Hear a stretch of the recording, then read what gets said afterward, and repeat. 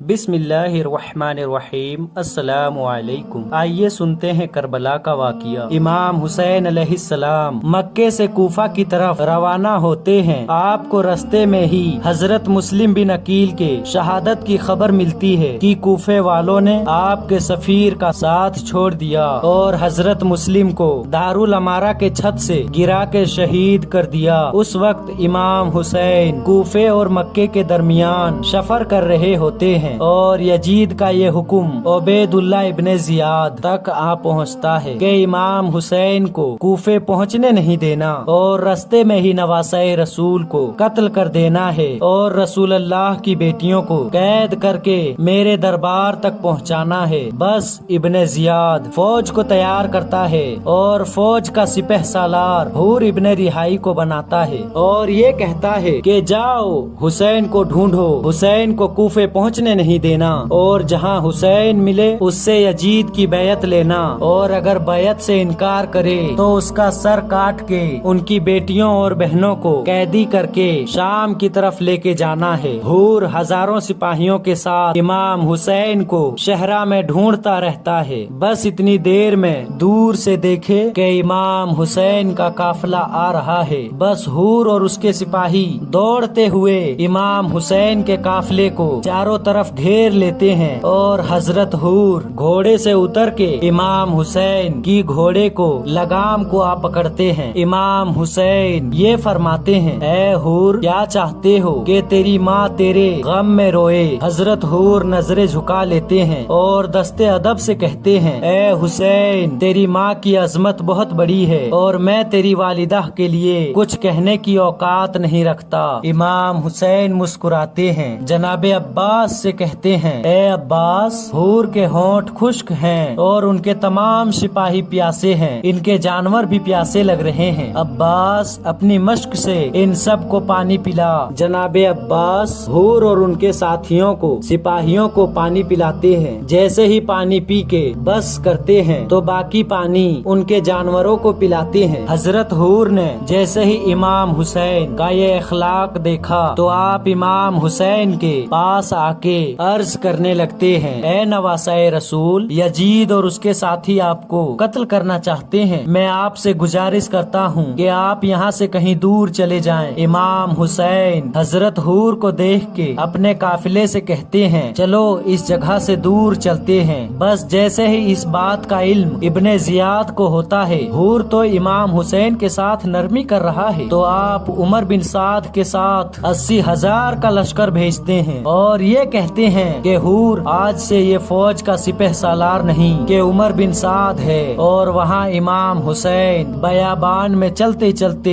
एक जगह ऐसी पहुँचते हैं जहाँ आपका जुल्जना चलना बंद कर देता है। इमाम हुसैन अपने घोड़े के खामोशी को देख के इधर उधर देखते हैं और अब्बास से कहते हैं, जा अब्बास पूछ ये जगह कौन सी है। वहाँ के लोग कहते हैं, इस रेगिस्तान का पुराना नाम नैनवा है। कोई कहता है कि इस रेगिस्तान में आज तक कोई भी रुक नहीं सका क्योंकि ये कर्ब की जमीन है और इसको कर्बला कहते हैं। जैसे ही इमाम हुसैन ने करबला सुना तो आप फरमाने लगे, इस जमीन का जो मालिक है उसको बुलाया जाए। आप इस जमीन करबला की मुंह मांगी कीमत उसको देते हैं और जमीन का नाम जागीरे अली अकबर रखते हैं और अपने साथियों से कहते हैं कि अपने अपने सवारियों से उतर जाओ, हमें यहीं कयाम करना है और यहीं अपने बच्चों को और अपनी जानों को अल्लाह के दीन पे कुर्बान करना है। बस खयाम लगाए जाते हैं। जनाबे अब्बास नहरे फरात के करीब तमाम बीबियों और अहले बैत के खयाम लगाते हैं। अभी थोड़ी ही देर होती है कि इतनी देर में उमर बिन साद 80,000 का लश्कर लेके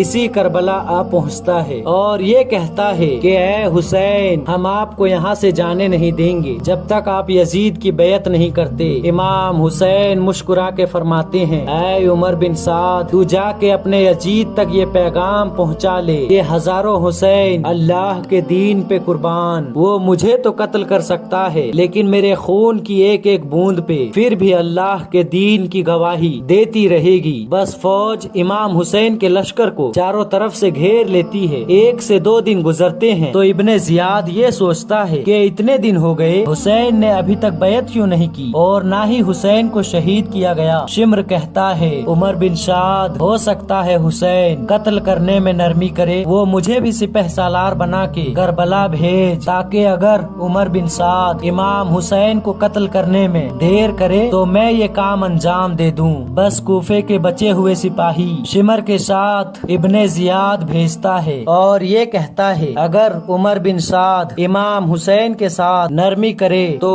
اے شمر تو امام حسین اور اس کے اولاد کو قتل کرنا۔ بس جیسے ہی شمر کربلا تک آ پہنچتا ہے، عمر بن سعد کو دیکھے کہ وہ خاموش کھڑا ہے اور آل محمد کے خیام دریا پہ لگے ہوئے ہیں۔ شمر آ کے کہتا ہے جب تک پانی آل محمد کے ساتھ ہے یہ کبھی بیعت نہیں کریں گے اور ان کو کمزور کرنا ناممکن ہے۔ ان کا خیام دریا سے ہٹاتے ہیں۔ جب پیاس کی شدت ان کو تڑپائے گی، بھوک کی شدت ان کو پریشان کرے گی، تب یہ یزید کی بیعت کریں گے اور کمزور پڑ جائیں گے اور ان کو شہید کرنا آسان ہوگا۔ بس تمام سپاہی اس بات پہ متفق ہوتے ہیں اور امام حسین تک پیغام پہنچتا ہے۔ جناب عباس کو جلال آتا ہے اور آپ تلوار کو نیام سے نکال کے کہتے ہیں کون ہے جس کی یہ ہمت جو امام حسین کے خیام کو ہاتھ لگائے؟ امام حسین جناب عباس کے کاندھے پہ ہاتھ رکھ کے فرماتے ہیں اے عباس یہ صبر کا امتحان ہے، یہ شجاعت کا نہیں۔ جاؤ اپنے ہاتھوں سے یہاں سے خیام کو نکالو، ہم دریا سے دور اپنا خیام لگاتے ہیں، کیونکہ اگر ہم خیام ابھی نہیں نکالیں گے تو شاید دنیا یہ سمجھے کہ حسین نے پانی کے لیے جنگ کی۔ میں تمام مسلمانوں اور آنے والی نسلوں کے لیے یہ پیغام دینا چاہتا ہوں کہ میرا مقصد صرف اور صرف اسلام کو بچانا ہے۔ بس جناب عباس، علی اکبر اور دوسرے اصحاب خیام کو دریائے فرات کے کنارے سے نکالتے ہیں اور تھوڑے سے فاصلے پہ نصب کر دیتے ہیں۔ بس جیسے ہی 7 محرم کا سورج طلوع ہوتا ہے تو شمر اور عمر بن سعد اپنے سپاہیوں کو یہ کہتے ہیں کہ حسین اور اس کے ساتھیوں کو پانی بند کر لو تاکہ ان کے بچے پیاس سے تڑپنے لگے۔ بس امام حسین کے خیام میں بچوں کے رونے کی آواز بلند ہوتی ہے، الاتش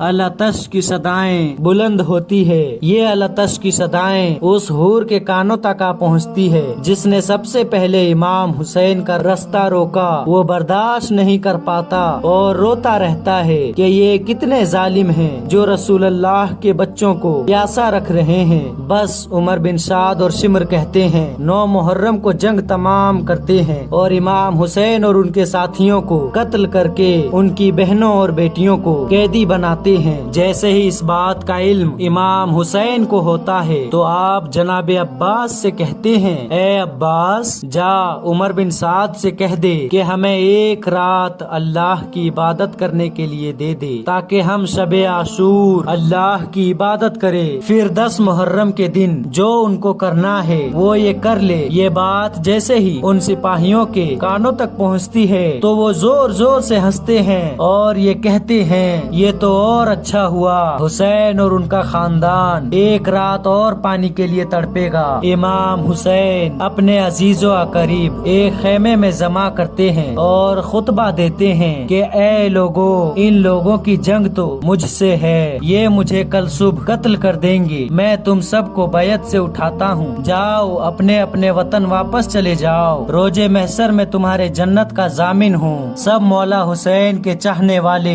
ادھر ادھر دیکھنا شروع کرتے ہیں۔ امام حسین فرماتے ہیں اے میرے ساتھیوں، شاید تمہیں آنکھوں کی شرم نے مارا ہے، عباس چراغ بجھاؤ تاکہ یہ اندھیرے میں چلے جائے۔ جناب عباس جیسے ہی چراغ بجھاتے ہیں تو امام حسین تلواروں کی آواز سنتے ہیں۔ کچھ ہی دیر کے بعد جب امام حسین حکم فرماتے ہیں کہ اے عباس چراغ پھر سے جلاؤ، اب جیسے ہی چراغ جلتا ہے امام حسین کیا دیکھے کہ تمام سپاہی اپنی آنکھوں سے آنسو بہا کے اپنی تلواروں کو گردن پہ رکھ کے کہتے ہیں کہ اے حسین کیسے ہو سکتا ہے ان ظالموں کے بیچ میں آپ کو تنہا چھوڑ کے چلے جائیں، اگر آج ہم چلے گئے تو روز محشر آپ کی والدہ بی بی فاطمہ الزہرا سلام اللہ علیہا کو کیا منہ دکھائیں گے۔ امام حسین اللہ کی دربار میں فریاد بلند کرتے ہیں کہ اے اللہ جیسے میرے ساتھی ہیں ایسے ساتھی آج تک کسی کو نہ ملے، نہ میرے بابا کو ملے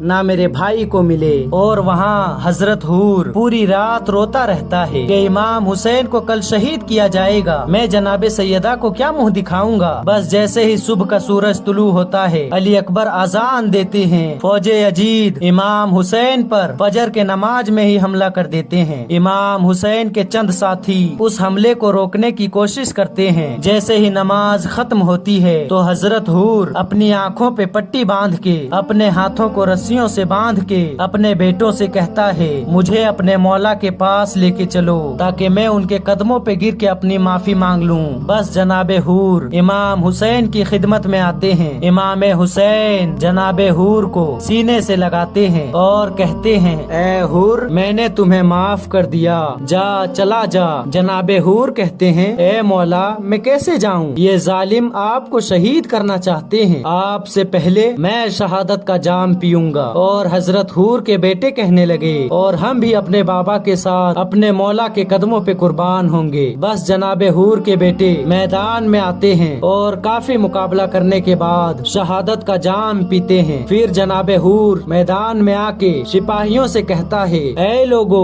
पहचानो, मैं हूर हूँ, वो जो तुम्हारी फौज का सिपह सालार हुआ करता था। तौबा करो, अभी भी वक्त है, ये नवासाए रसूल है, इसको कत्ल करना दुनिया का बदतरीन अमल होगा, कयामत तक तुम लानती बन जाओगे। डरो अल्लाह के अजाब से, ये यजीद का सोना माले दुनिया कब तक तुम्हारे काम आएगा। बस वो फौज हंसती रहती है, जनाबे हूर पे हमला करती है। काफी देर लड़ने के बाद जनाबे हूर घोड़े के जीन से जमीन पे आ जाते हैं। आप जख्मों से चूर होते हैं। इमाम हुसैन आपकी लाश पे आते हैं और बीबी फातिमा तो जहरा सलामुल्लाह अलैहा का वो रुमाल जो इमाम हुसैन को उनकी वालिदा ने दिया था, आप उनके सर पे बांधते हैं और फरमाते हैं, ऐ हूर, तू जन्नत में मेरे साथ होगा।